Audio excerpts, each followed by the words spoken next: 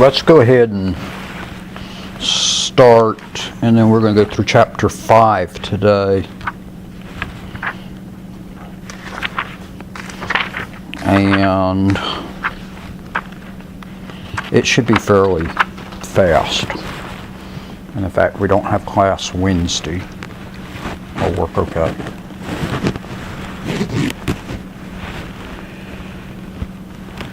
It's tomorrow, well today,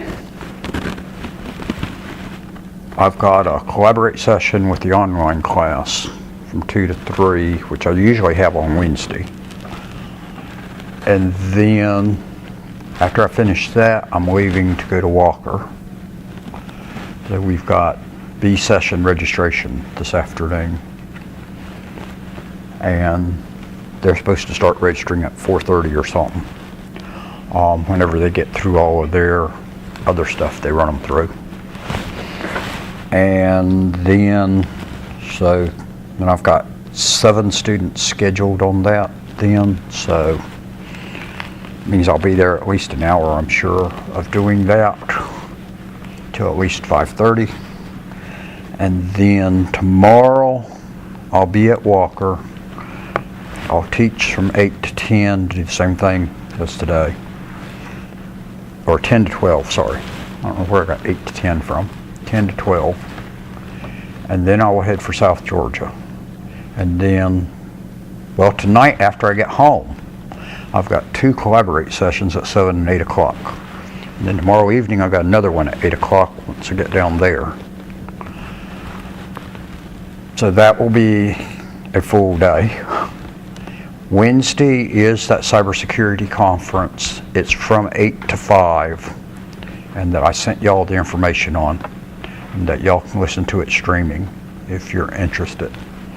I'm not exactly sure what all they're doing there on it or whatever. All I've got is the information I sent y'all. So that's from 8 to 5, and then I'll have to get supper and then come back up. Drive back up here from down there, so that'll make a full day. And then Thursday I'll be hopefully back on normal schedule. Except I've definitely got my hours in for this week. By the end of Thursday, I will definitely be well over 40, although I still got Friday to come in and work on Friday morning. So, the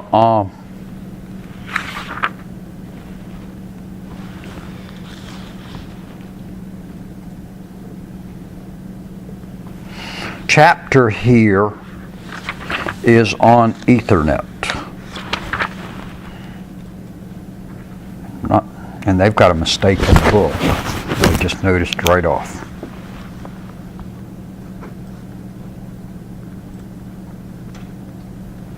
Because in their objectives it says, the first objective says, what is the function of each of the Ethernet sublayers? Well, actually, sublayers are coming into the OSI model as sublayers of the data link layer, not sublayers of Ethernet. I don't know where they came up with that one from.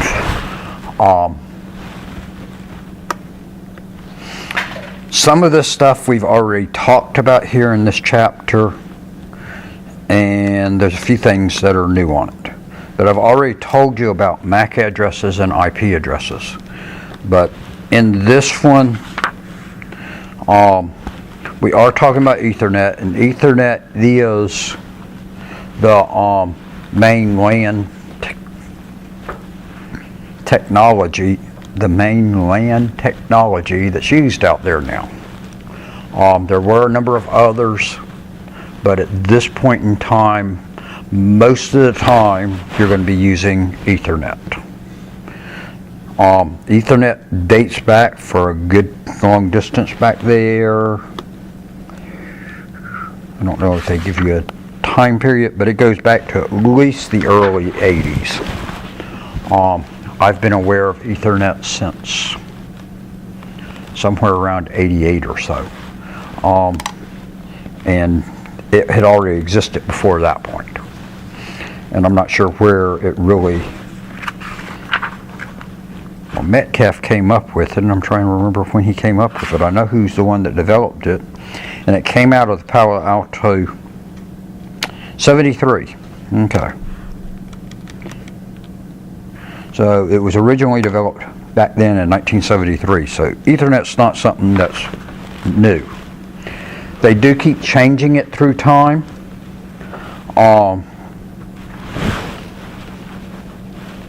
So they mentioned the data bandwidths that it normally is used with. 10, you'll still see it sometimes used at 10 in some LANs. That they're still running the LAN at 10, that they haven't upgraded all of their equipment from back in the early 2000s. Definitely have switches sitting there, but you could well see a network still running at 10. Not many of them. Most are going to be running at 100 megabits per second or at 1,000 megabits per second. So notes there will go on up to 10,000 megabits per second, which is 10 gigabits per second, or 40 gigabits per second. I've seen equipment out there for that, but not hardly, and that's not really much used out there. Although SunTrust Stadium is using the 40 gigabits per second equipment in there and to connect out. And then it notes there it could go on up to 100 gigabits per second, and I have not seen anything up to that. So it's definitely, they keep on planning of figuring out ways for it to work better in the future. Ethernet is going to run off of the standards of 802.2 and 802.3. However, you're going to normally see it associated with 802.3. Okay? So that's the number you really need to remember out of those, is in terms of that.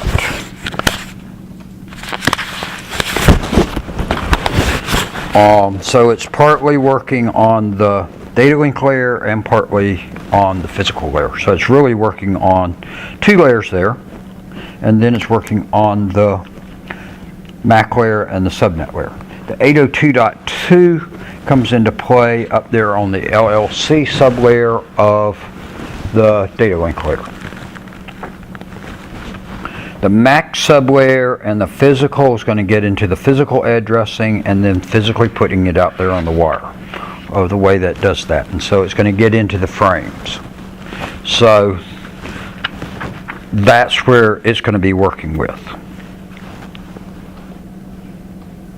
So the LLC layer, sublayer, as they put it, it's just going to be handling the communication between the upper and the lower.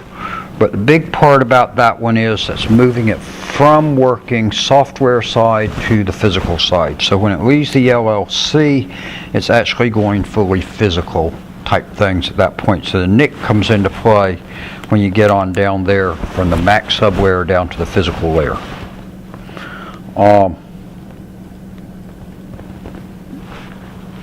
And there, one thing they mentioned is that the driver software, where you got to have drivers for your different hardware, that the driver for your NIC would fit there on the LLC layer.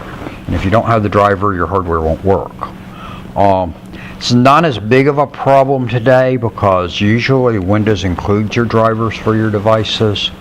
And the second thing is that a lot of them will automatically, if it's not included in Windows, they automatically go out looking, assuming you got, well, you really don't have a connection to the internet. But they are going to tell you, and in which case, if it's not using one built-in Windows, it would include some type of CD or something along with it, although you're seeing less of that. So then they talk about on the frames, and they go through and talk about specific frames that you've got in here. And they spend a little bit of the chapter representing that and talking about that one. So they mentioned that it's got a preamble, which includes the start of the frame, and then it's to get the attention of the receiving device, the whole preamble. And then it's got the destination MAC address, the source address, MAC address, where did it come from, what type Ethernet, and one of the things that it's going to be telling you in there, in that type field is, are you using IP version 4 or are you using IP version 6? So it's got a code for that for you in there. And then the data is going to fall, and then there's going to be the FCS, which is the frame check sequence. The frame check sequence is where it does a calculation on the whole frame before it sends it and puts a number in there that represents that. And then at the other end it does the same calculation again and compares the two numbers. That's to make sure that everything arrived there, that it was arrived in reliable shape. If anything is wrong, got changed in transmission, you would pick that up off of there, and so you drop the frame and request the frame be retransmitted. They go ahead and introduce to you about the hexadecimal numbering system here in this chapter. So let's look at the hexadecimal.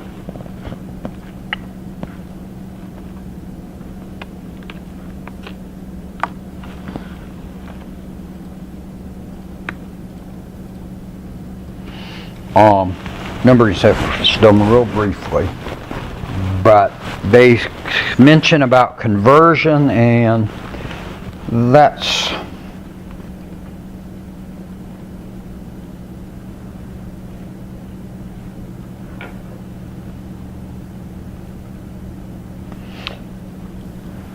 what they mentioned there is sort of true, but not always true.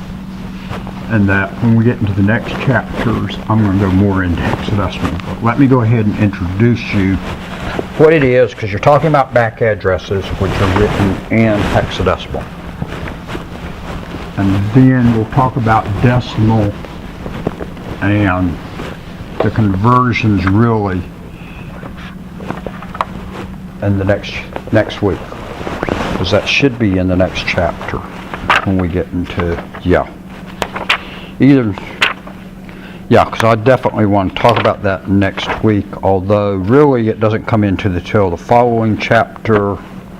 I'll have to check the schedule on that, because that following week y'all aren't going to be here in class, because I'll be on the road back here.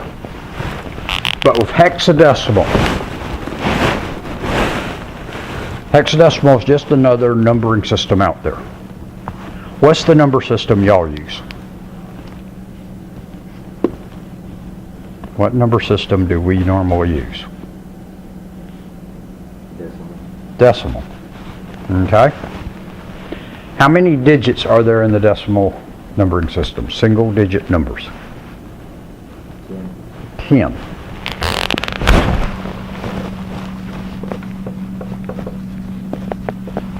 The decimal has 10 single digits. Okay, which are 0 through 9. Now, in hexadecimal,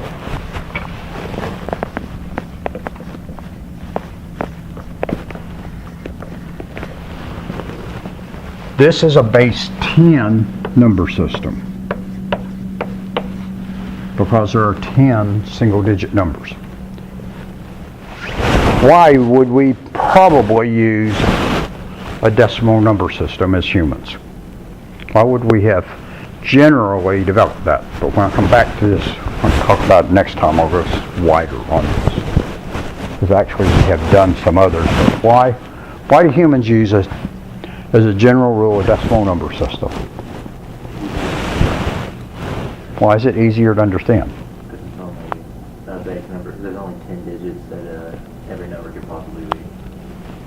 What'd you say?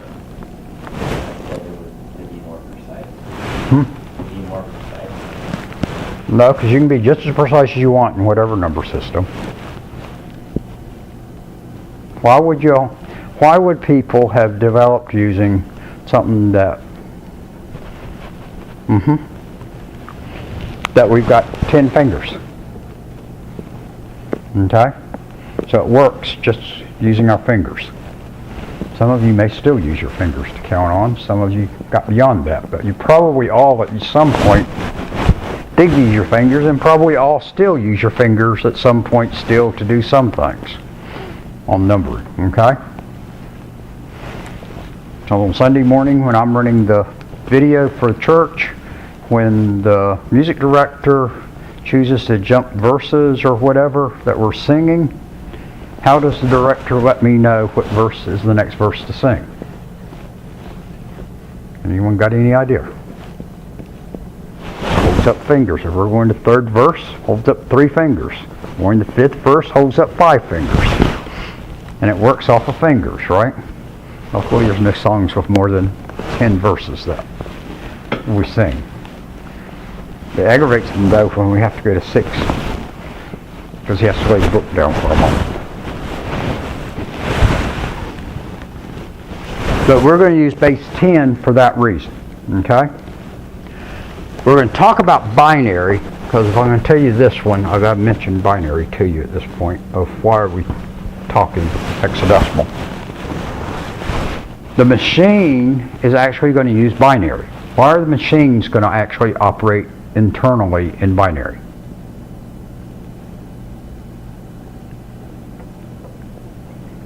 No, it's not. They have 2 fingers. But how do they operate? They only understand 1s and 0s. But why do they only understand 1 and 0? That's how they were programmed. But why were they programmed that way? You got me. Why would we have a machine represent everything as a 1 or a 0? How does a machine work? Input, output. What? Output. And no, not that. We're looking at stuff that's stored on there. Oh, it's with the hard drive? The hard drive? No. So we're going to put it on the hard drive. We're going to put it either as a magnetic dot there or not a magnetic dot there, right? So there. Think about that one. Either it's there or it's not there, right? As far as just the machine itself, how are we looking at it in its memory? How is stuff stored in there? Digitally. What are we using to store it in there?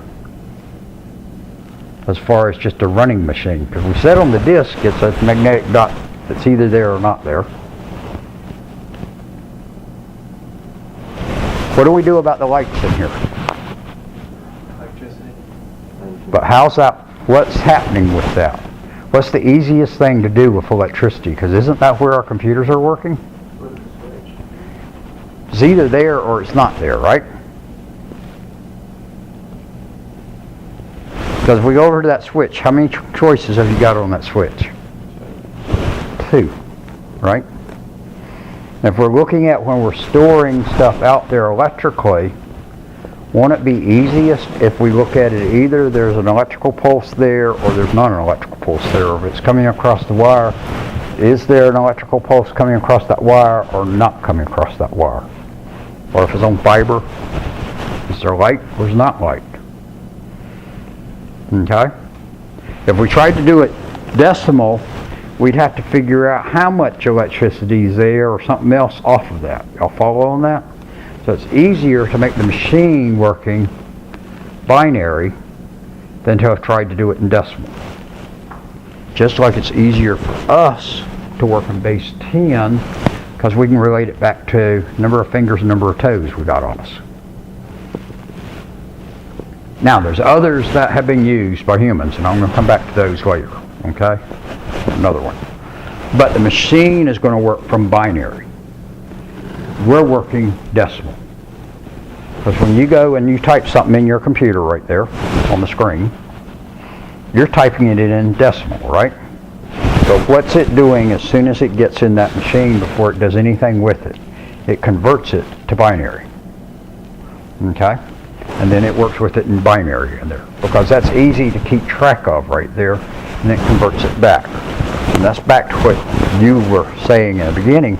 It's just as precise either way, it's just a different way of representing it. Okay? So we can be just as precise on it, but we can clearly, doing it in binary makes it much simpler to keep track of exactly what it is. If we change those light switches over there to dimmers instead of on-off switches, which we could,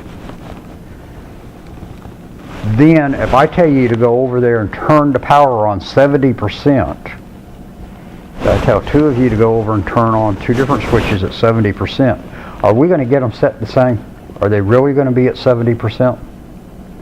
Probably not. It's your approximation of it and his approximation of it, right? And it's going to be slightly different on it. But when it's on-off, there's no question about what the two of y'all do with the switches. Okay? So we'd rather have it be that precise, because that's what we need in there, is precision, not approximation. So we're going to do binary actually in the machine. Now, where hexadecimal is going to come to play off of that is, if you go to look at stuff in binary, so you go to look at it exactly how it's really stored on the computer, it's going to be tons of ones and zeros. What's going to happen to y'all if y'all start looking at a whole page full of ones and zeros and I tell you to find the 300th character on there and tell me what it is?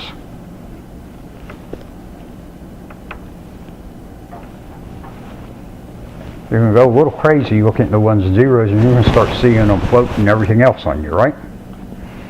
Does everybody agree on that? Hexadecimal will allow us to see 4 binary digits as a single hexadecimal digit. You can't straight convert a group of binary digits into a decimal digit clearly. Okay? You can do it, but it takes some conversion.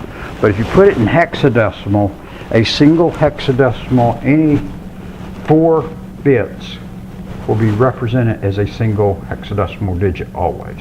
And so it makes it a real clean way to present it smaller to us. The machine is really working in binary. The hexadecimal is going to exist there as an easier way to see it. Your MAC addresses.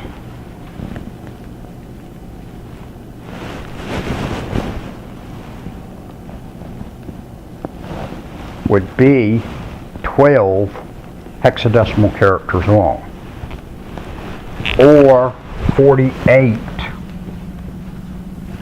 binary.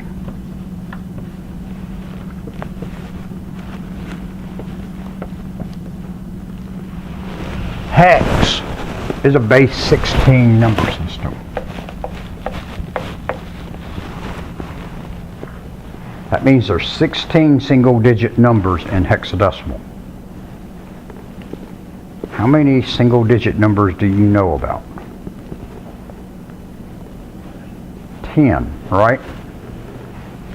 So we can use 0 through 9. But then what are we going to do for the others? Letters. So we're going to use 6 letters. And that's going to work for any number system that's bigger than 10, okay? You go to using English letters, and then you follow, if you have a bigger one than that, they actually go into using Greek symbols. And I don't know Greek symbols. I know alpha is the first one, and what's the last Greek symbol? Letter. First Greek letter is alpha. What's the last Greek letter? Any of y'all go to church? No, a long time. Okay. I'll do church at home. I'll do church at home. Well, it doesn't care. But if you've done any reading, Bible, Quran, whatever, okay? The alpha is the beginning, and omega is the end. And omega happens to be your last Greek letter. Okay? Any of y'all remember ever hearing that possibly somewhere? Alpha and omega? Okay? And that's literally what those two are. It's the first Greek letter and it's the last Greek letter. So when they say, if you hear something is alpha omega, you can think it's A through Z. Okay? It's the beginning and the end of the Greek alphabet. In that case, because Christianity and stuff started there in the first century with Greek being a lot of stuff on it. Alright. Beyond that, I really don't know Greek letters, okay? I know there's some others in there, and I'm well aware of some, but I don't know what order they fall in or any of that stuff. But that is what they do go to on number systems after that. Because there's an unlimited set of number systems out there. And let's say I'll tell you about a couple of others another day. Alright, so you've got all of these.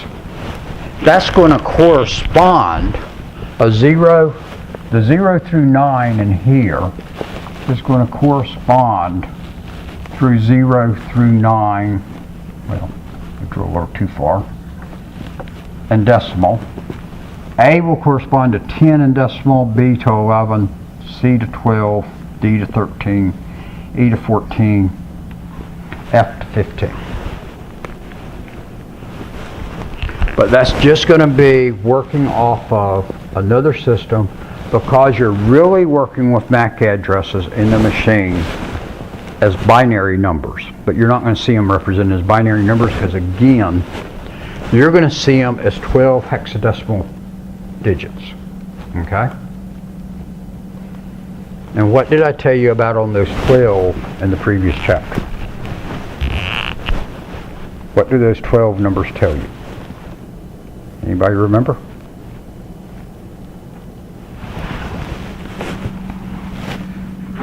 Because you got the 12 digits.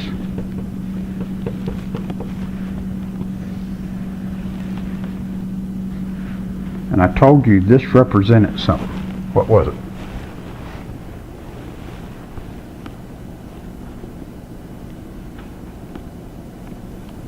I know you're not supposed to remember anything I teach you the week after I teach it to you. That when Friday night gets, by the time Monday night gets here, whenever you take the test, that you can throw all that stuff back out the window, right?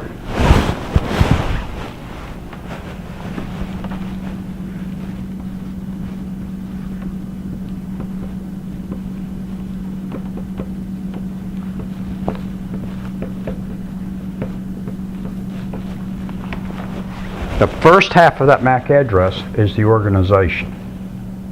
The second half of it's the serial number.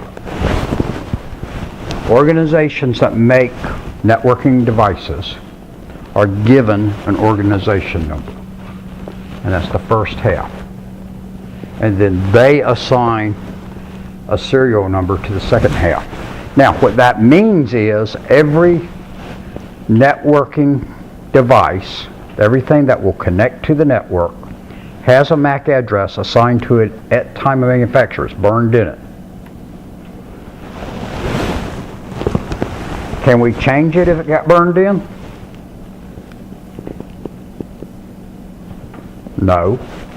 However, on routers and a few other things, we can actually get it to look like it's a different MAC address. Okay?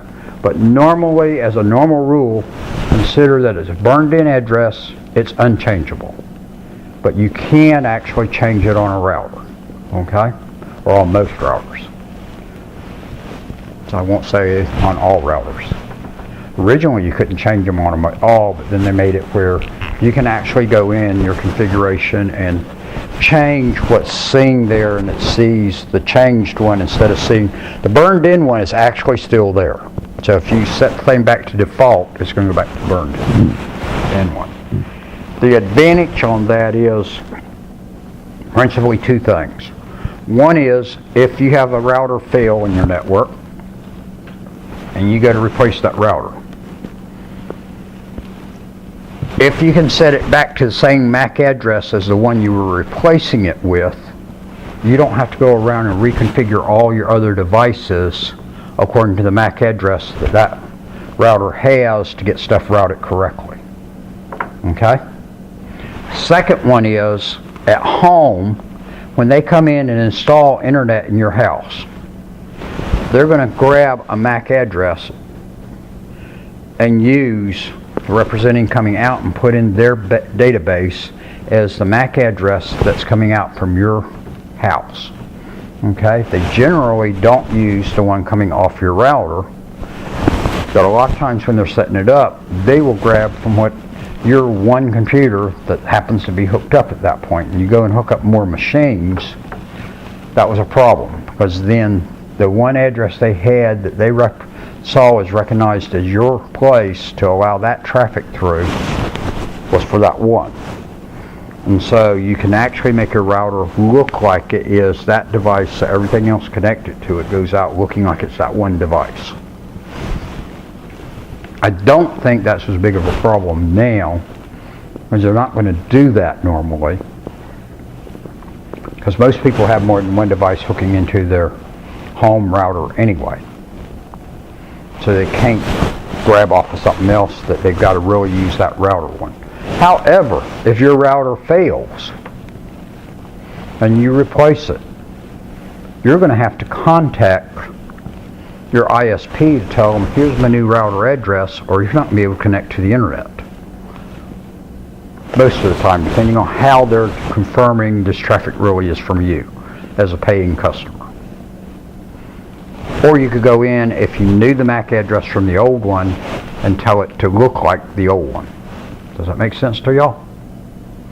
And you can actually go in the configuration of your router, and you'll see that it does give you the option to tell it a different MAC address on it. But every device in the world that connects to the network has a different MAC address on it. Now, you do have at this point in time now that some companies are going back and reusing addresses they used back in the early 80s. Because are you going to be using a network device from the early 80s? No, because they operate way too slow, right? Or even the late 80s, okay? And into the 90s. So they're actually going back and reusing some of those addresses again. But your different groups out there that we've talked about will assign out that organization code. And every company gets a different one. Which means if you have a network, a device that connects to the network, it's got a MAC address written on it. May not tell you who manufactured the card that you're sitting there with in your hand, but you can go out to the CCC site, type in that MAC address, and it will come back and tell you who made it. Because it looks at that first half of the MAC address and says, this is who made it. The only organization code that I can tell you, which as far as I know is not currently being used, because they ran out of serial numbers long ago with it, is that Cisco was assigned initially 00000C for their organization code. But they've used up way more than that number of serial numbers, so they've been given other organization codes since.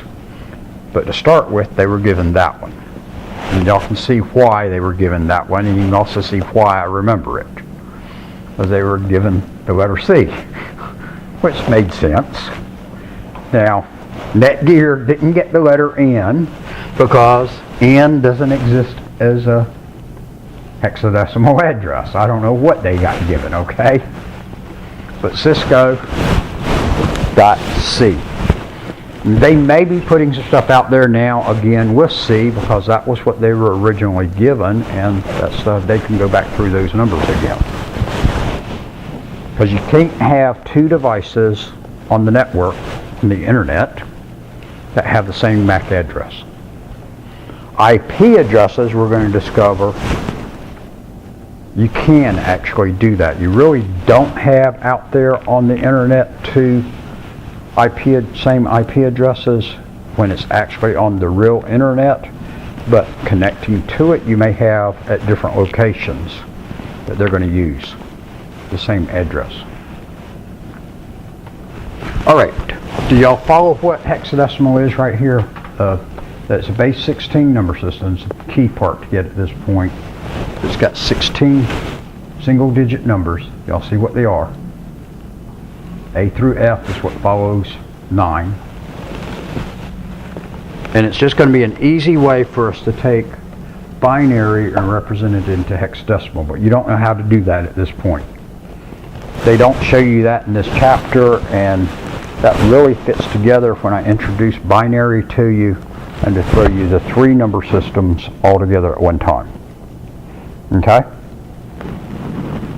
But you need to know what hex is at this point.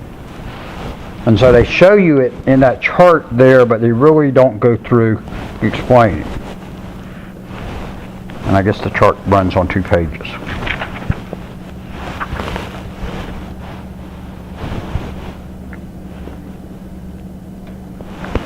So they show you a variety of them right there. Alright. And then they go through and they talk about the MAC address and its identity there. They talk about the organizational unique identifier, OUI, which is this, and tell you what I just told you. So I've already told you that part. It'll be shown as 2 hexadecimal digits dash 2 hexadecimal digits. Okay? That's how you're normally going to see it, although you may see it all as just 12 hexadecimal digits run together.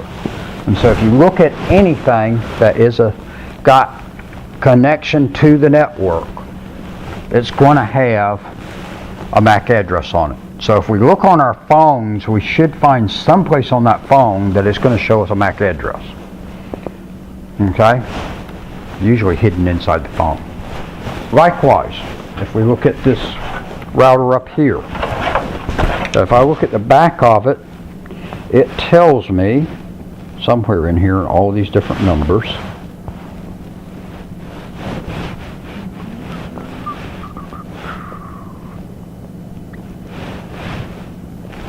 Or tells me on the back here.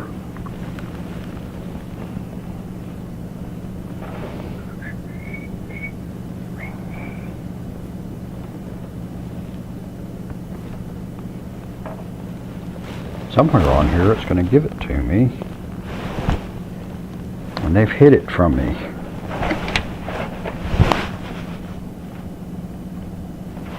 I got 3 million other numbers on here for me.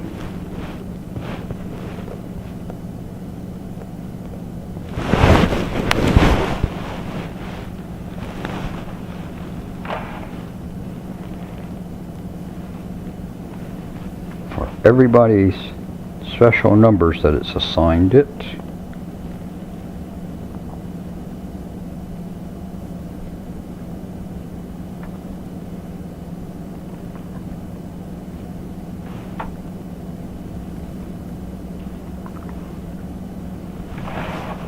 Oddly enough, it should be there.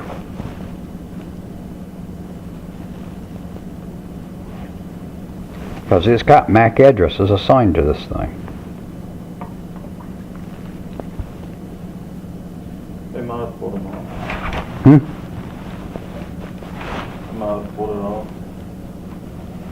Should be labeled on here.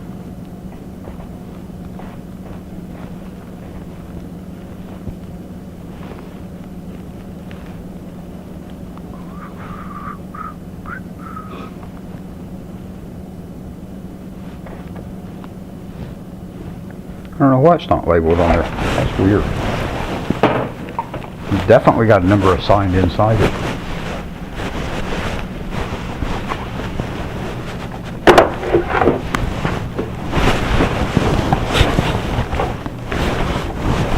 Helps if I don't turn it upside down.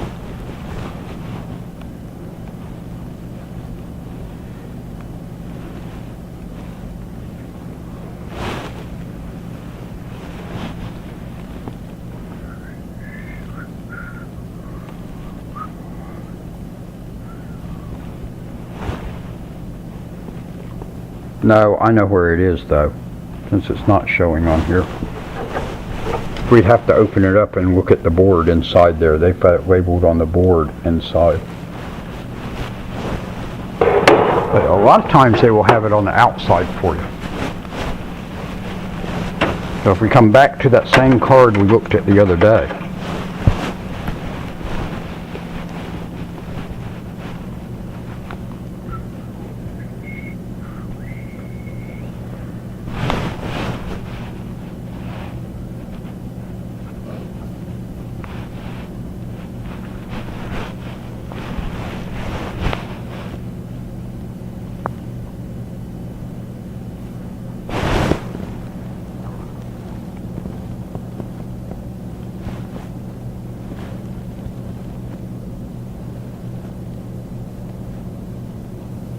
It should be there. Oh well. But normally you can find it on there. It's on there somewhere. Okay?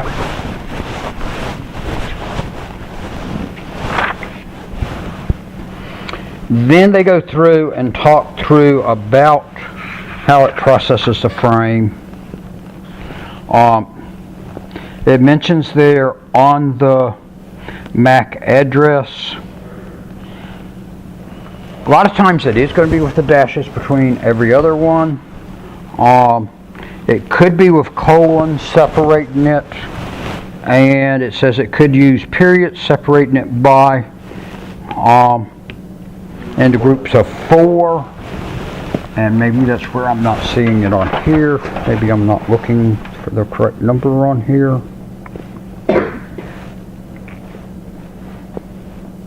It says Cisco will normally do it that way, and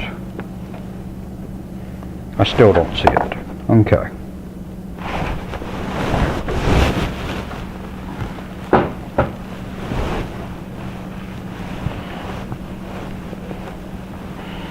And then they mentioned that you're going to use it. It is a layer 2 address, so you're going to see MAC addresses referred to as layer 2 addresses also. And they are going to use ARP, Address Resolution Protocol. And that's going to determine the actual address there. Destination addresses can be unicast, broadcast, or multicast. Unicast says it's going to one device. Broadcast says it goes to all devices, and that's within our collision network. And multicast just goes to a group of addresses. But it always comes from a single address, but then it can go to one or multiple. So they mention about that on multicast, sends it to a group of devices. You're really going to see multicast come more later in IP than in here. Now, when we talk about IP version 6, we're going to discover IP version 6 actually uses the MAC address as part of the IP version 6 address. They mention here about on switches and the way it does it to send stuff from one switch to another. So they go through and talk a little bit on that. It's going to learn the MAC addresses of all of the devices that are connected to it, to that switch. And then it's only going to send it out to the ones, to the address it belongs to. Now, let me see. I can't remember how deep they go on this.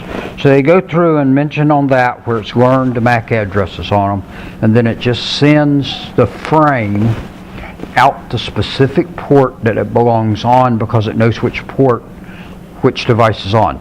Now, if it doesn't know, it's looking at all the ports and it's got something that's supposed to be sent out, and it's not in its MAC address table, it will send it to them all of saying, all right, I don't know which one of you this belongs to, so I gotta send it to all of you. But if it knows which one it does, it only sends it on that specific port, which is what it's trying to show you in all of these illustrations. If it has to send it to them all, it will flood the ports. And that's the term they use, is flood, when it sends it to all of them. And right now, while we're getting all this rain this winter, y'all can relate to that one, because when the rain's coming off the mountain, it's going all over the place instead of just staying in its nice little stream, right? So it doesn't know where it's supposed to run it down from off the mountain when it has too much running down. And then it's got a default gateway of, if it doesn't go anywhere else, it sends it to there. So they will use the word flood quite often on you. They mention a couple of switch forwarding methods.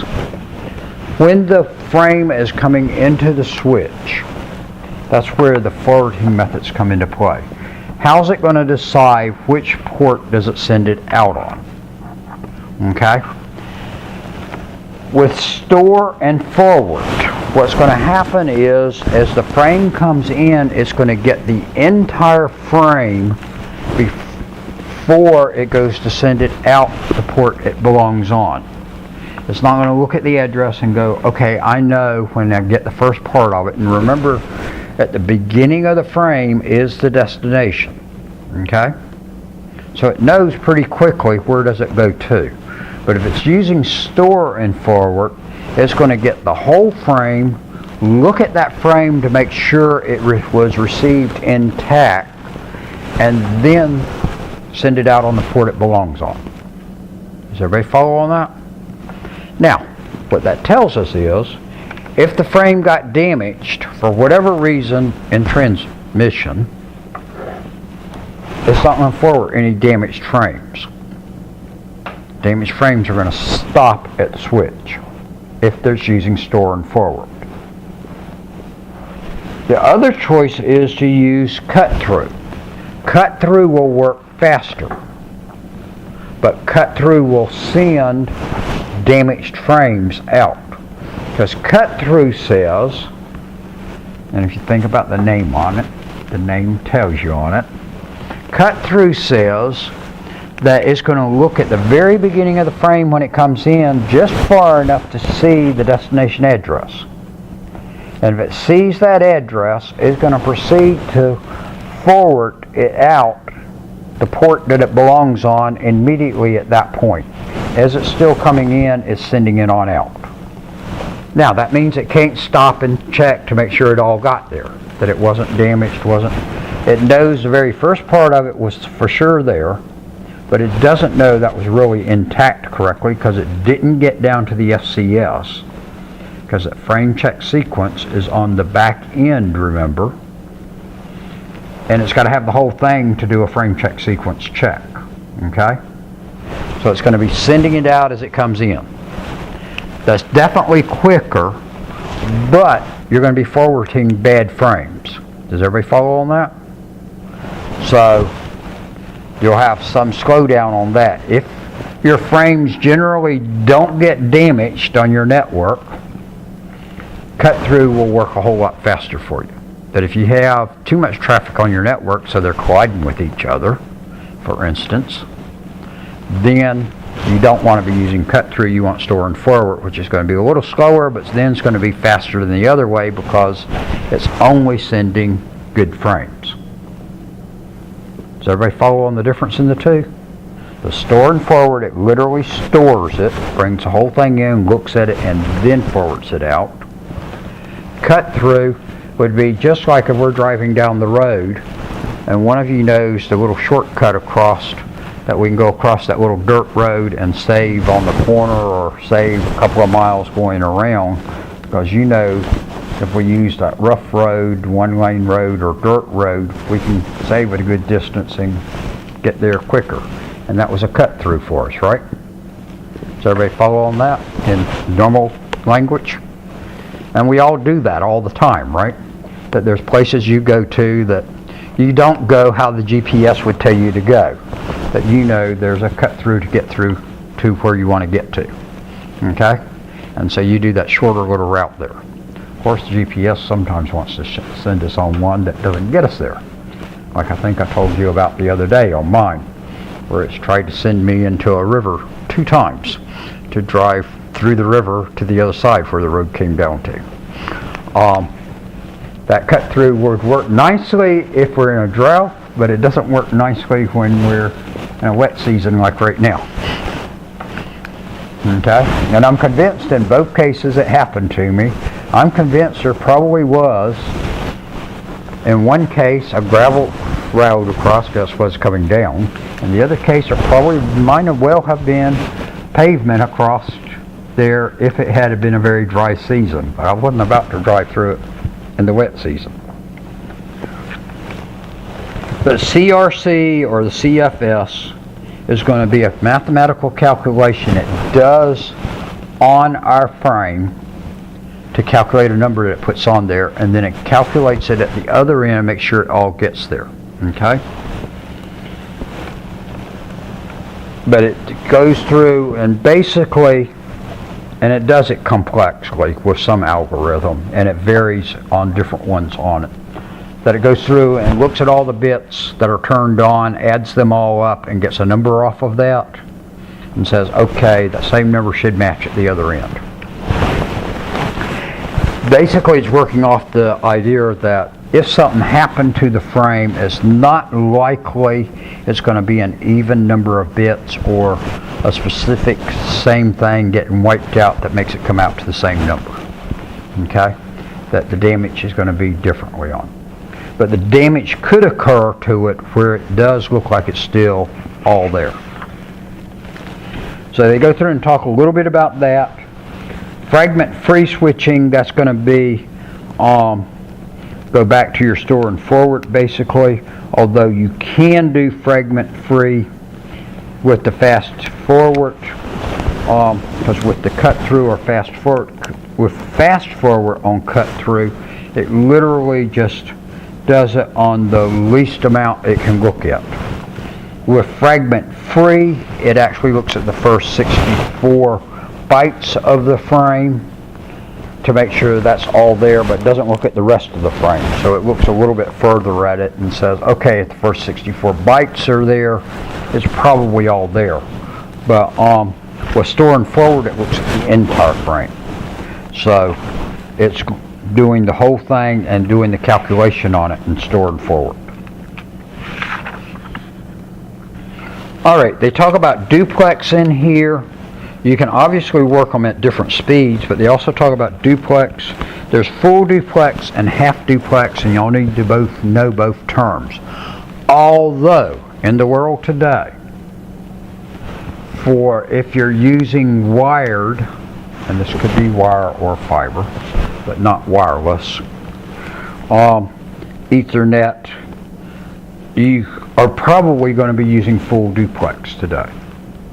Used to be half duplex, but now we've gone to where it's gone, everything's moving over to full duplex on it. Okay? Although your wireless is going to be working generally in half duplex still. Half duplex says you can only send or receive at a time. You can do one or the other at any given point, but you can't do them both at the same time. How many of you have used walkie-talkies or CB radios? All of you, right? Okay. When you did that, when you're using the CB radio or the walkie-talkie, if you and I are sitting there using that, what happens on it? How's it work? When he talks, what happens to me? You can't talk. I can't talk, right? I can only listen while he's talking, right? While he's talking, he can't listen to me. Does that make sense? That's half duplex. We can do both, because on my end I can receive and I can talk. On his end he can receive and he can talk, but we can only do one of them at a time on the between the two walkie-talkies. Okay? When he finishes talking, then I can talk. When I finish talking, he can talk. But we can't do both things at one time. Telephone. Whether it be your cell phone, landline, whatever. It's full duplex. Because if he and I are on a telephone call, we can both talk at the same time, right? It might get a little hard hearing the other one, particularly if he and I get in an argument on there, that we can both talk at the same time and hear the other one talking at the same time. That's full duplex. Does everybody follow on that? Communications between those two that we were just talking on, which one's going to be the faster of the two? Full duplex, because you're able to send and receive at the same time. Even if we're only actually sending of how fast the telephone line's carrying it, is carrying it at the same speed that our walkie-talkie was. Okay? You'd still be working faster on it at the same speed. Does that make sense? Sort of like if we got a one-lane road out there, you can get down that one-lane road a lot faster if there's another car coming. If it was a two-lane road where you can both go by at the same time each other, but if it's a one-lane road where one's got to pull over and wait for the other one to pass, obviously we're not going to get down it as fast as we could if it was a two-lane road. Okay? Because there's only room for one car to go by at a time. And if you come up to a one-lane bridge, which most of you probably have at some point, you got to sit there and wait if somebody else is coming across the bridge, because there's still one-lane bridges sitting out there. So there's half duplex and full duplex, and then, but your higher speed connections are going to work at full duplex now. So if you're working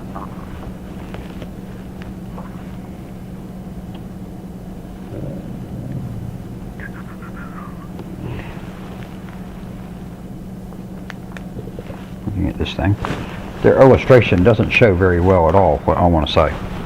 Generally, if you're working at 100 megabits per second or faster, you're going to be on full duplex.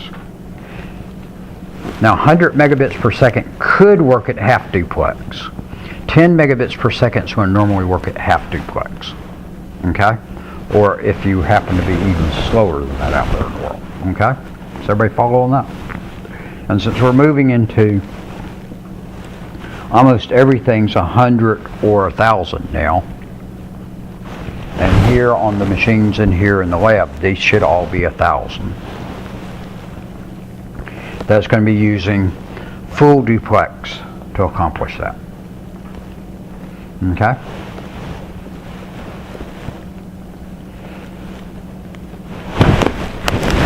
Both devices have to talk to each other initially to figure out, can they send full duplex or not.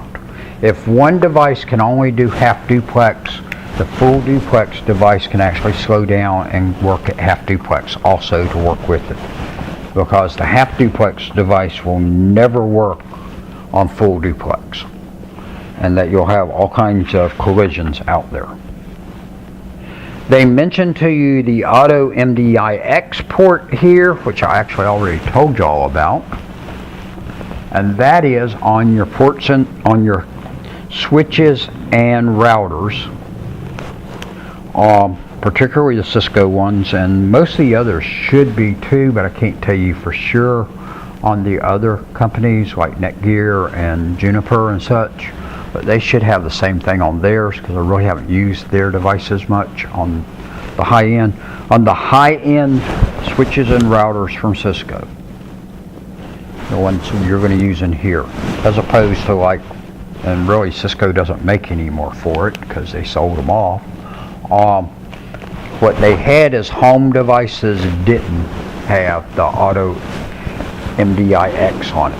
What it says is that, remember I said you're going to need the crossover cable to connect two routers together? Actually now, normally you can use a straight through on that between the routers, because the two ends will have an auto MDIX port on it, and what that does is sits there and says, alright, which port is the other device using to send on? Then that means I'm going to use the other one to send on, and so it doesn't need to cross over. It sits there and figures it out. Is it using a crossover or a straight through cable? Now if you hook two PCs together, you're still going to have to use a crossover cable to do that, because the PCs do not have auto MDIX ports on them. Okay? But if it is on there and it's enabled, and it doesn't always have to be enabled, that it does allow you to use either a crossover or a straight through cable to connect the two devices together instead of following the normal ruling on it. Alright,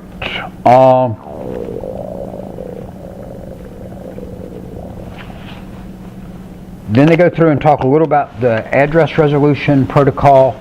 What ARP does is it keeps track of MAC addresses and which port are they connected to. And so it's going to be maintaining a relationship between IP addresses and MAC addresses, so that if you know the IP address for something, you can look up using ARP to find out what the MAC address is for that device. Now, if it's on some other network, no, it's not going to give you back the MAC address for the actual device for that IP address, but it's going to give you the MAC address that you go to next to get into there. Okay? But ARP is going to give you, relate the MAC address to the IP address. So then they go through and show you on that and how that works, and they go through a good bit of description of that. You're not going to really use ARP a whole lot out there, but you will see it used and it will be mentioned to you. And then they go through a good bit in the chapter on it of sending out. So if you got an IP address and you want the MAC address for it, it will send out an ARP request. It broadcasts it out and says, anybody know what the MAC address is for this IP address? Likewise, you can actually send out an ARP request with a MAC address and say, what's the IP address associated with it? But normally, what's normally done is you've got the IP address and you're broadcasting out for the MAC address. Because you already, people will either put in something to be sent to an IP address or they put in a domain name. You use DNS to get the IP address for that domain name, and then you need to know what the MAC address is, and you'll use ARP to find out what that MAC address is. But DNS will get you the IP address for a domain name. So they go through and illustrate that to you over a number of pages, and that it keeps it in a table out there of MAC addresses to IP addresses. So there is an ARP table on there, and it shows you how it works on all of that. They mention about there can be problems with that. ARP broadcasts do use a good bit of bandwidth on your network because it is sending it requests to everybody on your network within there. And the other one is that it can be, ARP can be used as a way to break in and mess up networks. And you can do that with ARP spoofing. And that is where that you set up another device onto that network, connect to it, and give it an ARP address that is, though usually the gateway is there, you give as their example, but you'll give it an address and then traffic, and you want the gateway because that's where it goes to if it doesn't know where to send it to. Information gets sent to there, and the person that has sped up that spoofed address that they've grabbed an ARP address of what's supposed to be the gateway, stuff gets sent to it instead of getting sent to where it should have been sent. And so then they've stolen your traffic and they can get the information that was on those frames. So ARP spoofing is where you've just made a machine appear to be a different machine with the same ARP address. Does that make sense to y'all? And so that's definite security risk, and that you want to be able to block that from happening.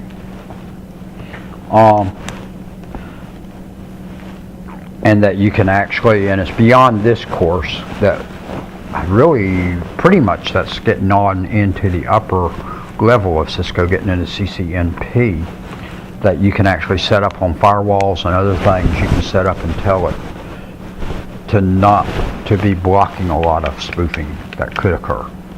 Because ARP's going to occur just inside your network. It's not going outside your network. If it's outside your network, ARP just says you use the gateway to get there. And that's the ARP address. All right. Questions? This is related to the packet tracer course, the feedback. Was it just due to 2 quizzes and then you're done? This chapter, I don't think there is a... No, I meant for the packet tracer course itself that we had to do. Mm-hmm. The feedback, was it just to do the 2 quizzes? Do the 2 quizzes, and then it will free the course feedback for you that you can do the feedback, and then that's all you got to do for that one. Because I did the 2 quizzes, but like nothing else popped up after that for me. So I was... You should have gotten, feedback should be available to you at this point now. I kept, like, I did this, and then it was like, okay, now you have access to this. And then once I did that, it was like, the second quiz was just kind of stopped there. Because you should show... Because I was like, it didn't say anything about being done, so I was like, well, I don't know if it's not done because he hasn't graded it, or... No, because it's not something I grade, because it auto-grades both things for you. And once you do the feedback, it'll tell you that you can get the certificate. Are you in it?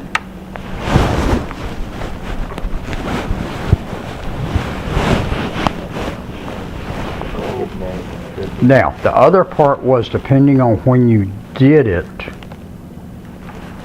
because you should have had to do the 2 quizzes, plus you should have had to do the feedback. So in assignments, you should have, yeah, there's the course feedback. But it just goes blank. And see, there's no data available. See, this is what after I did the 2 quizzes, it just did that to me. Because here's the quizzes right here. I did this one. It has take the quiz again. And then I did this one. See, I still have the score for it.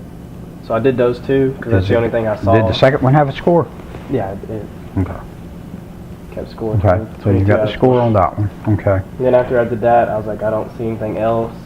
So if you click on that, That's all I got. And then if you hit next, it just kind of give you this, and click on this, it just brings it back to that screen. You see? And I was like, I don't know if it's because he hasn't graded it, or... and you haven't done the course feedback, right? No. And I did the quizzes, but Because I did the quizzes, and then I did that, and I was like, I don't know if there's anything else or not. I was just... Let me pull up something. I had an expiration date on it of last week. Did you get the course feedback?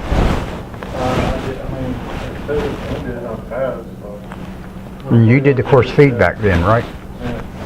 Okay, but they're not getting the course feedback to do.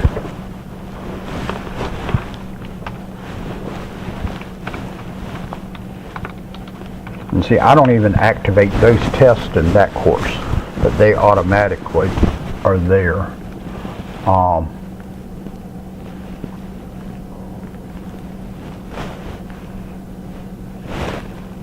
It's just like a small feedback thing. Because like that, you can, because once you get it done, you can generate the certificate. But I'll look at it and see that it shows you having done everything. I don't need the certificate from y'all. Let me look in here and see, because I'm suspicious of, I'm wondering if if I've got the course ending date has hit again on us. But I thought I changed them all the other day to the end of the month, even though I've still got that I wanted it done by last Friday, because I'm trying to leave a date out there to get y'all to get it done. Otherwise, some people will push it off and push it off if I don't give y'all a date to have it done by. If I can ever get logged in. I think I got it this time. Yeah. If it takes a moment to log in, you know you've got the right one. Alright. That will be the packet tracer to CCC. And I've got the date through the 31st of March. So you should be free on that. Let me look at grades and see what it's showing on. All right, Jesse, you're done. Okay? As it shows you, and you're the only one it shows on that done.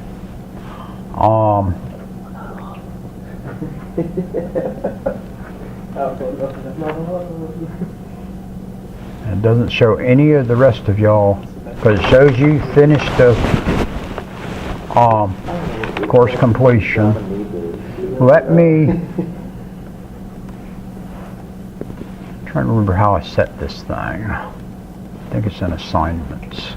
Yeah, I've just been worried about it though, because I know it's a grade, and I was like, I don't know if that counted or not.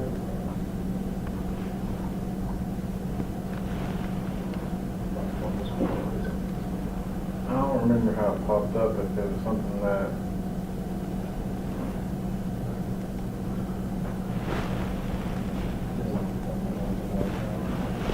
There was some place I saw in here the other day I could mark some more stuff. Here it is. Let me see. Where I could see stuff a little bit better.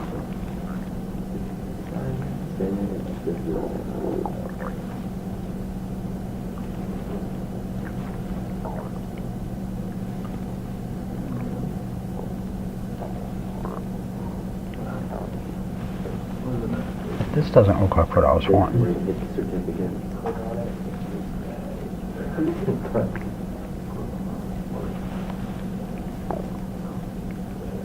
Usually if I test, it's also like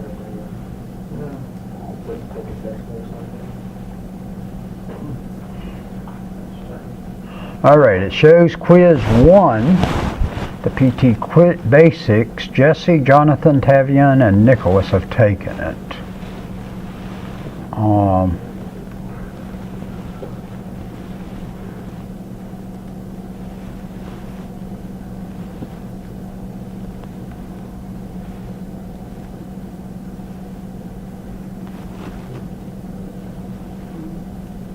I thought it let me show in assignments. Maybe I had to add it. Nope. That's in course completion.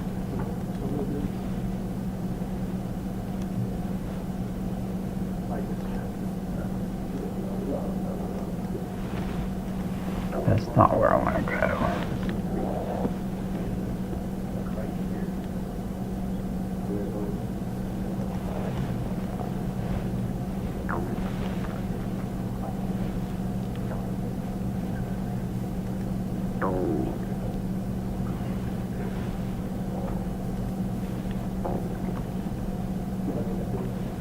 That doesn't give it to me. What did I do? I did it in one class.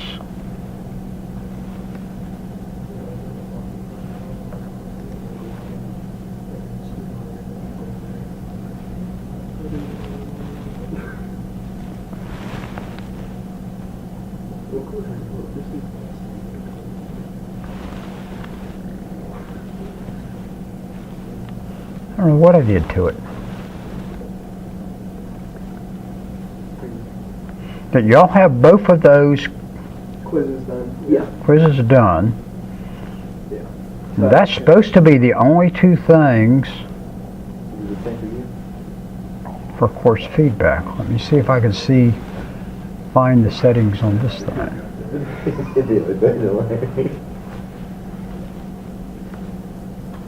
If you turn one thing late, you're not really good.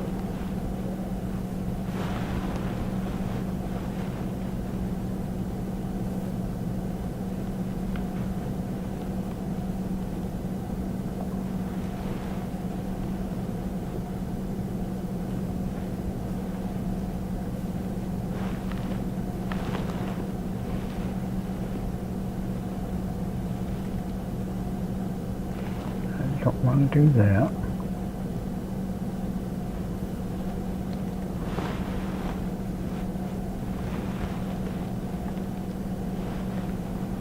Don't want to do that. I think I'm about ready to mess this up.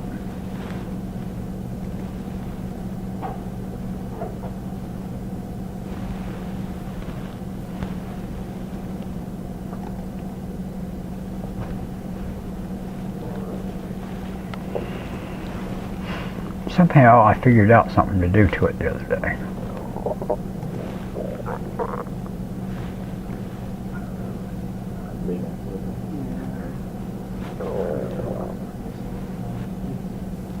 That doesn't give me any.